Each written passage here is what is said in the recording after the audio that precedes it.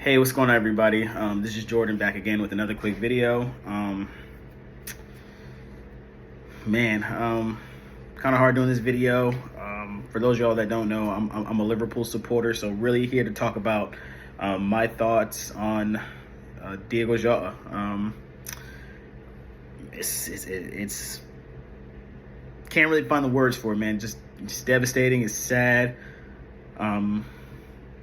But I'm gonna remember all of the good memories that Jota had for us here at Liverpool. That's for sure. Obviously, where I'm at here on the East Coast of America, I actually heard about the news probably around 7:30 this morning. Just couldn't believe it, trying to soak it all in. Fortunately, I still have to work. I'm working from home today, so I just have some time off to and some breaks in between my next calls and things like that. So I thought I would just jump on and just kind of give my thoughts on everything that's perspired. But just for the news that we're getting, obviously he was coming back from an event over in the northwest of Spain. Him and his brother driving in a car, his Lamborghini.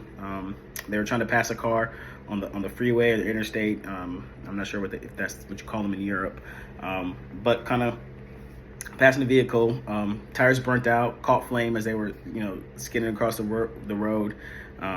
We went on the bypass and the car just caught in flames. And man, that's just a terrible way to go out, man. Words can't describe that, man. It sucks for his family. For those of y'all that don't know, Joe did just get married not too long ago, maybe about 2-3 weeks ago. Has a super young family.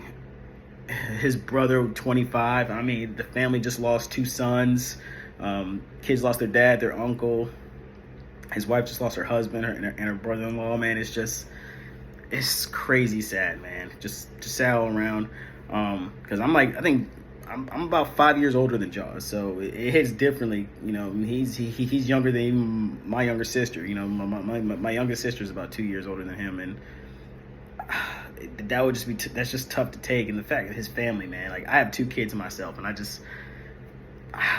can't imagine leaving them, so early in life. I know it's out of our control, but man, that's just so devastating. And his parents, man, oh my goodness, they lost 2 sons.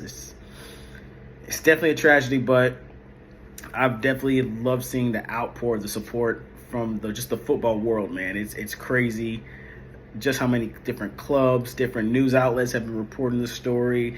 I saw where at Anfield they've had folks from Liverpool, Wolves, Everton, Man United, all paying tributes to Jota, and those are things that you want to see. That shows you the impact of what you've been doing has affected people, and that's essentially what everybody wants in life, right? You walk this earth, you want to do good, so that way when you leave, people have good things to say about you. And even from the Liverpool community, everyone loved Jota. Jota was one of my favorite players in the squad. Probably my favorite player is Virgil, then Mo, then Ali, and Jota was right there in my top 5. I was super stoked when we signed him from Wolves, because I thought, the season before we got him, Jota was terrorizing the league back then. Not like with numbers, but just the way that he played.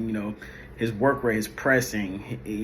The fact that he could score goals with both feet and in the air. That's something that even at the highest level is super rare. Like you don't even see some elite player like Mo Salah, for example. Mo Salah is a crazy finisher, but I don't see Mo being able to score goals the way that Diogo Jota did.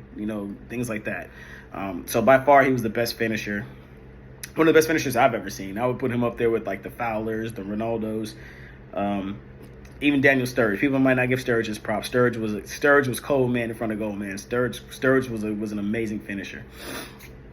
And I put Jota right up there with them, man.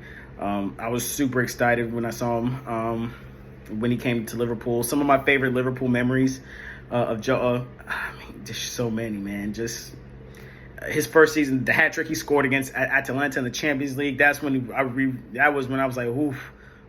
Bobby's got a problem, man. Bobby's got a guy that can, take him out of the first team. That was the big one for me. And of course, he got hurt Got a knee injury, so he was out for some months. But then he came back later that season, scored the winning goal against Arsenal, as well. A team that he just loved to play, man. That guy always scored goals against Arsenal. It was lovely as well. So that was like that. Then I remember the quad chasing season. The game that really stood out for me in that game, man, was of course the EFL game against Leicester City. The guy came on the pitch and just absolutely changed the game, man. Oh my goodness, changed the game. I know he didn't score from this, but I remember when Naby took a shot cross field near the penalty box, and Jota just headed it on target. Like oh my goodness, that was what a player Jota was, man. What a player Jota was. But yeah, the 2 goals he scored in the EFL in the EFL Cup game against Leicester. And I'm sure there's some other ones I'm just kind of thinking at the top of my head. And then, of course, more recently, I'm thinking about the Spurs game in the quad chasing season. I'm sorry, not the quad chasing season. The season when we finished 5th.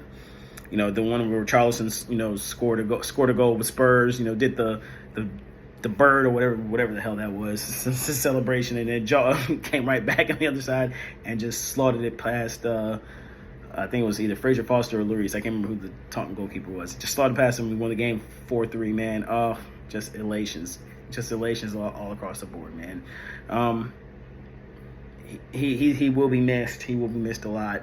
But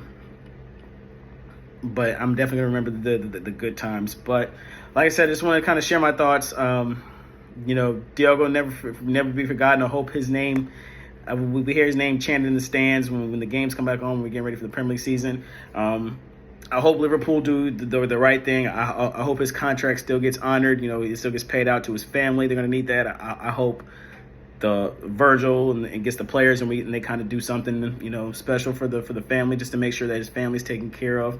The fact that three young kids. I think his kids are like under. Just looking at them, they got to be under 4 years old. A lot of them, and they're just gonna grow up without a dad, and that's devastating, man. That's so devastating. But if they have an interest in the game of soccer or football, people are gonna tell them, man, what kind of player their father was. Not even that. Just on outside of the pitch. The stuff he was doing with the streams, with the FIFA content that he was doing. I know he was a big supporter of the women's game as well. So. The guy was doing a lot of good for the game. So I hope that his legacy continues on, and people just remember for him. I can't even think about transfers and things like that at this point.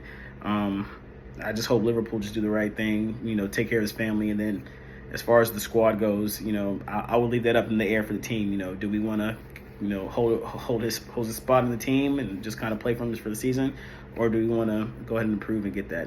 That's kind of a question that Richard Hughes, Slot, and those guys have to answer. I'm fine with whatever anybody wants to do, but let me know if you guys like the video. I'm hoping that this season I can do a lot more of these videos. I just have to wait on the timing and everything like that. But I definitely felt that I had to just come on here and and share my piece. So.